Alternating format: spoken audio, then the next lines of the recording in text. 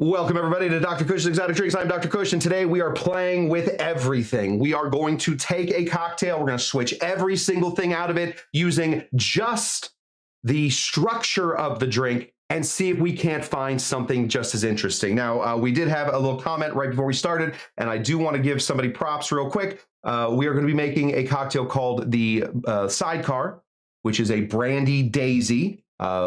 Brandy, lemon juice, orange liqueur, and then some sugared rim. Low Carb Cocktail Guide makes a very good point. If you swap everything out, you get a margarita. That's one way to swap everything out. Are there other ways? Can we, in this beautiful tiki oasis that I have built right here, can we do something a little different? And we're going to try. We're going to try and make a Jamaican sidecar. We are going to be sugaring the rim without sugar, no sugar. We are going to be souring this with not lemon. We are going to be sweetening this with not orange liqueur, and we are going to be boozing this up with not a cognac from the cognac region of France.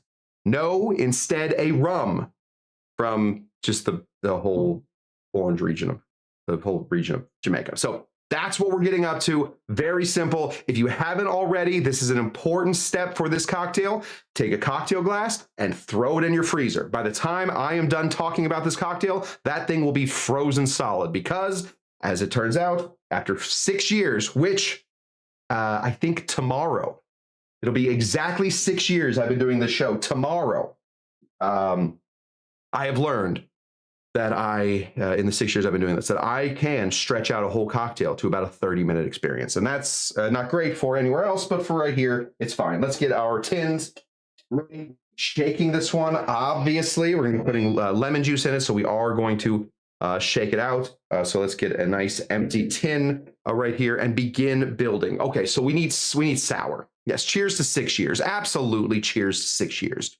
My goodness, who thought that I would do this for more than 2 months? I didn't, but yet we find ourselves here. And with all of this pseudo juice, we're going to have to be here for another at least 6 months. So that's where we're at. So we're going to take some of this in the classic version of the sidecar. Obviously, we would put some lemon in there. It goes very well with brandy. Lime, not so much, right? But lemon, oof, very, very nice with brandy. We're going to be switching out our brandy for some rum. And what goes nice with brandy, or what goes nice with rum? Lime. So we're just switching it out. We're taking the same basic amount of, thank you, TCW Clark, and hopefully a few more. Hopefully a few more. Hopefully we got a few more in us. We're going to be taking the same amount of sourness, but we're going to build upon that. So switching out lemon for lime. Let's see how we do. We need 3/4 ounce of some lime juice. For those of you watching, very confused about what this big jug is, this is called pseudo juice. It is a very environmentally sound, a very environmentally friendly version of lime juice because we're not wasting one lime for every time we squeeze into a cocktail. We are letting those lime trees keep their little babies together. I assume limes are tree babies. I don't know anything about biology. That's what I assume. We're using the peels of it to make a very nice, long-lasting, very fresh-tasting, but using a lot less limes in order to make our lime juice. All right, that's an easy swap. That's a little razzle-dazzle. That's the magician dancing across the set before he does his first magic trick. All right, that's pretty simple. Now, we want to switch out every ingredient. Every ingredient. Now, a daisy is classically made with an orange liqueur. We have some of them. We even have blue orange liqueurs back here. Crazy enough, the orange is the flavor and not the color of it. But even though we do have some orange liqueurs back here. What else do we got? We want to find a sweetener that has some booze in it. We want to find a sweetener that is going to complement what we are up to here. We want to find something that is, while maybe not Jamaican explicitly, certainly a part of Jamaican culture. And so we are going to pop over here. We're going to get our velvet falernum. Goodness gracious, what was that? That wasn't the soundboard. If you don't make your own falernum, at your own house, you can just buy some. This is the difference between Velvet Falernum from the Velvet Falernum boys at John D. Taylor's. That looks like this, nice and clear. This is what we make here at Dr. Cush's Exotic Drinks. It is very, very much darker, but because we then velveted it, all we do when we velvet something here at Dr. Cush's Exotic Drinks, I don't know if this is a universal saying or not, we milk washed it.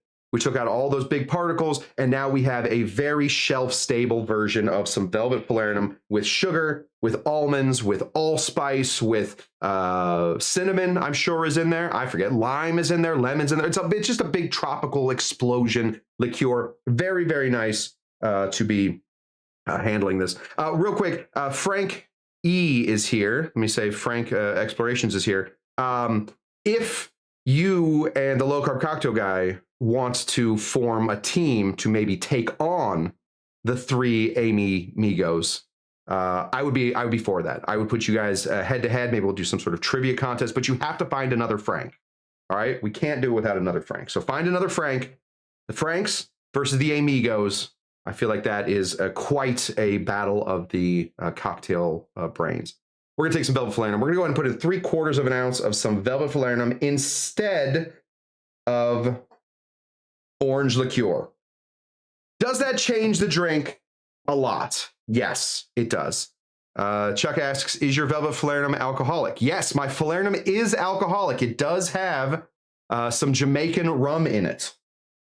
Kind of an important part of it. There are Falernums that are non-alcoholic. Falernum does not have to be alcoholic. Mine is, because of course we want it to be shelf stable, and also we want some of those Jamaican flavors that you can really only get from rum. Cool. What were we doing? Oh, Sidecar. Jamaican Sidecar. Okay, we're going to switch out the brandy. The brandy is a major part of the Sidecar. A brandy daisy is called a brandy Sidecar. That is what you call it. The same way that a tequila daisy is called a margarita, or a vodka cranberry daisy is called a cosmopolitan. You can call them other things. You can walk into a bar and say, I want a brandy daisy, and a bartender should know what you're doing. It's just that they have cooler names. A Sidecar is a cooler name than a brandy daisy. I don't know. I mean, that's. I'm pretty sure that's objective. Pretty sure everybody knows that. Well, we're not going to be using any brandy. We're going to instead be using this gargantuan bottle of Appleton Estate. This is some delicious and, you know, affordable Jamaican rum. It's got a little bit of that Jamaican funk. You know, it's a double retort column still. It's all over the place, right? It uses water from the source. The source is a place in Jamaica where they get all of their water.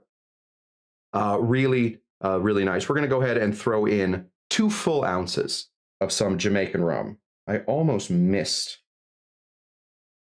the bottle right there. That would have been incredibly embarrassing. Found the top almost instantly. Look at me, growing, changing, becoming a better man. All right, we're gonna put this off to the side because now, dang, that is a huge bottle. That is one of the benefits of being a home bartender. 175s are almost always cheaper by the ounce than to buy a 750. That's just how it is. Buy them a little cheaper, you're good. Okay, we gotta set up our glass. So we're gonna reach back here. You can serve this 2 different ways. There are a lot of brandy sidecars that are served in a tall, like champagne glass. Oh, Tiki Miki, how much Falernum? So it's 2 3/4. 2 ounces of Jamaican rum, 3/4 ounce lime, 3/4 ounce of Falernum, and you should be in a good spot. Okay, while we have this and it's sort of frosting, it's getting a little less frosty, we're gonna reach back here. Now this is a fun ingredient. When I make my Velvet Falernum, there's always a bunch of sticks and stones and you know, peels, all that stuff. It's left over because what you're doing is you're boiling all this stuff into it. You are taking all those flavors and you are masticating by heating, right? So we're going to throw them into the pot with some sugar and some other things, and we're going to boil those up so we get all the flavors out of it. Well, after you're done, you strain that through and you're left with an awful lot of gunk. And what do you do with that gunk? You can throw it away. Oh, you can throw it away. Ooh. Should have thrown it away. I didn't throw it away. Instead, I put it into a like a oven. Like what do you call those little ovens? Toaster oven? It's kind of like a toaster oven, but it does more, maybe convection oven. Ooh, convection oven is the word I'm looking for. Put it into a convection oven, put it in there at a low heat for about 9 hours, and I got this stuff. I grinded it up a little bit. But this is falernum powder. It's just powder of falernum. It is, excuse me, it is very cool, very fine. We'll bring Smoke and Joe's cam down here so you guys can see. There we go, right there. Very good, very fine, and it smells so much like falernum. It is pretty amazing. We're going to take our chilled glass, and because of condensation, it's not working. We're going to press it in. There we go. Because of some condensation, we are going to be able to get a nice, that doesn't look great right now. We're practicing this for another reason as well. That's kind of what we're here doing. So we got to figure out how to make this less cakey. How do you think you would make? Maybe we put more in right there, just a little bit more. And then instead of pressing so hard, we really just get it going right there. Yeah, I like that idea. Okay, so more is more in this situation. And we have lovely falernum powder. Just all we didn't make the dehydrator is another great word that I was probably looking for earlier. We just took all the dregs from when we made our falernum, threw them into a dehydrator. We let that go for a long time, and then we ground it up in a coffee grinder. We got this really beautiful smelling, very nice powder. I mean, what else do I say? It's a powder. Very, very nice. Yes, that is true, Tiki Bonbon. I did put falernum powder on a cocktail at Tiki Oasis San Diego. Very nice. It just gives it an extra kick of falernum. Really, really lovely. We're going to put this off to the side. Put it off to the side, but on camera. There we go. Oh, yeah, look at that. Oh, what a mise-en-scene we got going on here. And then we are going to throw in a big... Give me one of you. We're going to throw in a cube. It's time to make more cubes. I've gotten deep into making little cubes. What do you call those? Pebble ice. Getting into pebble ice. I'm doing it by hand, which is the dumbest way to do it, but we're working on it. We're going to throw one large cube in here. All that is to say, I've been a little lax on my big cube making, so we are running low. Give this a shake. Ready? 1, 2, 3.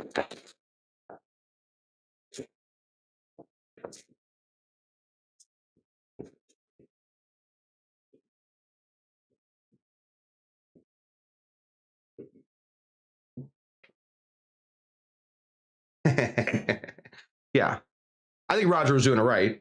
Falernum powder by any other name is called compost. Here we are trying, because this is a bar where I'm just basically making my oh, it doesn't allow the shaking sound. Oh, okay, it's good to know. Well, we'll have to find a way. Let me just check real quick. I don't want to go too long, but let's go to advanced settings. Oh, background noise reduction. We'll just take down background noise reduction. Let's see if that helps. We're still learning, still figuring it out. Ready? 1, 2, 3.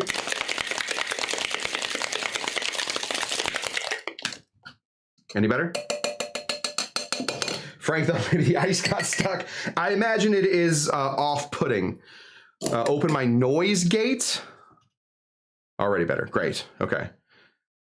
Or my nose gate. Open my nose gate, says my wife, who works in the sound industry. I don't know what a nose gate is, but I can't open my nose. Okay. There we go. We'll pour this right in here. It has the look of a sidecar.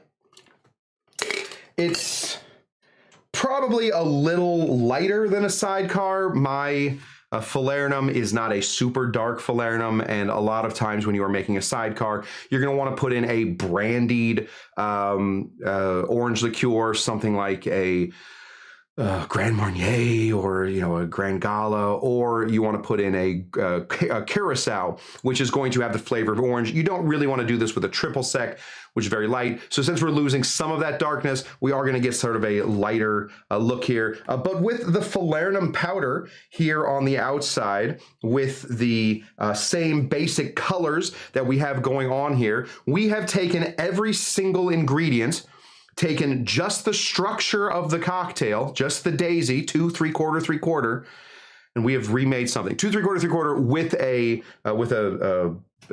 little extra help, little dusting on the side. So here we go. We're calling this the Jamaican Sidecar. I did hear somebody say maybe this should be called the Jamaican Sidecar should be called just the Yummy. Maybe. I don't know. Okay, cheers.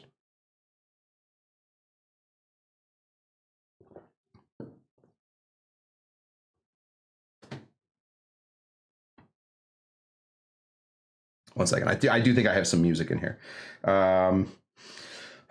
Forget where I put everything. Where is anything? Okay, that doesn't work. Holiday board? No. Exciting? No. Voices? No. Credits? No. Pee-wee? No.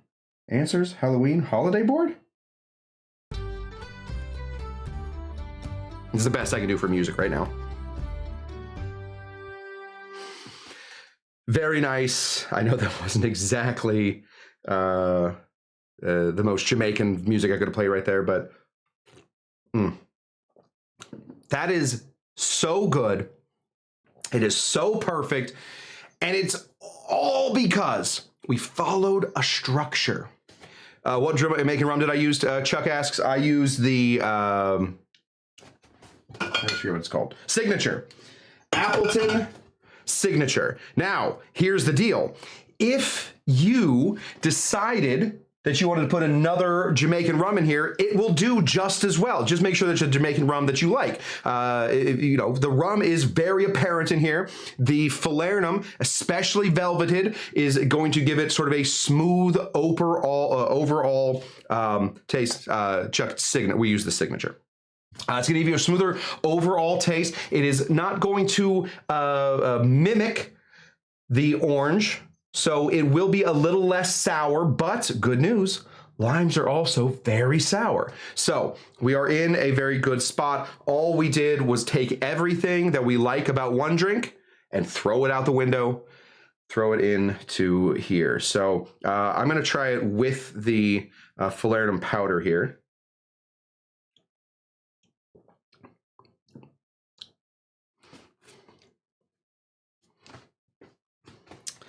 It's very good. It's very, very good. Very, very simple. As long as you know your 7 cocktail. Oh, is Carl here? One second. Let me just say hello to Carl. This is, if you guys don't know Carl, Carl also works in the booze industry. A very, very, just like the nicest dude of all time. Has helped me out a lot. Everybody say hi to Carl. Ready? 1, 2, 3, go. We've had Carl on Mixed Cocktail Hour. Very fun. He taught us all about schnapps. This dude knows his schnapps. Yes, and try it with some Smith & Cross. That would be very good. I got to go out and find a bottle of Smith & Cross. Hampton or Dr. Bird would also work very well in here. Absolutely.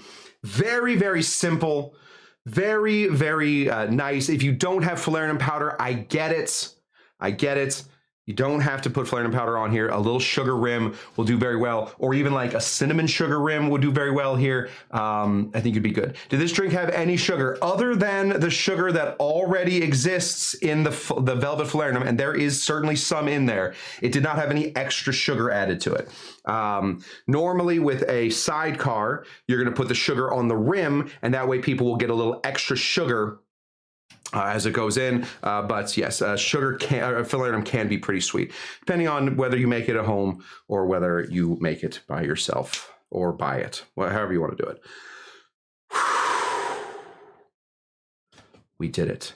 That is that. We're drinking one of those drinks. We're drinking like a tropical drink. Let's just take us to the beach real quick. Oh, nope, not that one. Oh, dang it. Lights, there we go. I have to practice, otherwise it's never going to work. So let's go over to the beach, and then let's find beach. Beach. Oh, beach. Some birds. Birds. Oh, I can't tell. Oh, there's the birds. We're here at Dr. Cush's Exotic Beach drinking a Jamaican Sidecar. Hopefully you guys like this. We will be doing a bunch of stuff on Saturday for our preparation to go to Tiki Oasis, Arizona. If you want to be on the signal for Dr. Cush's Exotic Drinks so that we know where we're all meeting, join that signal. Should be in your email. If not, let me know, and I'll find another way to get it to you. So that's what I got for you. Thank you so much for tuning into Dr. Cush's Exotic Drinks. I'm Dr. Cush. We'll be back here on Saturday to do more. Whew, it gets warm in here. Let me just pull up my little sleeves here. There we go. And then I'm gonna get a suntan from this. Thank you guys so much for tuning in to Dr. Cush's Exotic Drinks. And I will say for one more time, I'm gonna let my friend say goodbye to you. Yeah, guys, thanks so much for tuning in to Dr. Cush's Exotic Drinks. You know, hopefully I'll be here more. Hopefully this whole, you know, sound thing isn't the only thing keeping me off the show. If it is, then I'll be here. If it's just because, you know, I'm annoying and people don't really like me, then, you know, I'll just sort of sit here. No big deal. If you guys need like a bottle opened or something, I got one on my belly.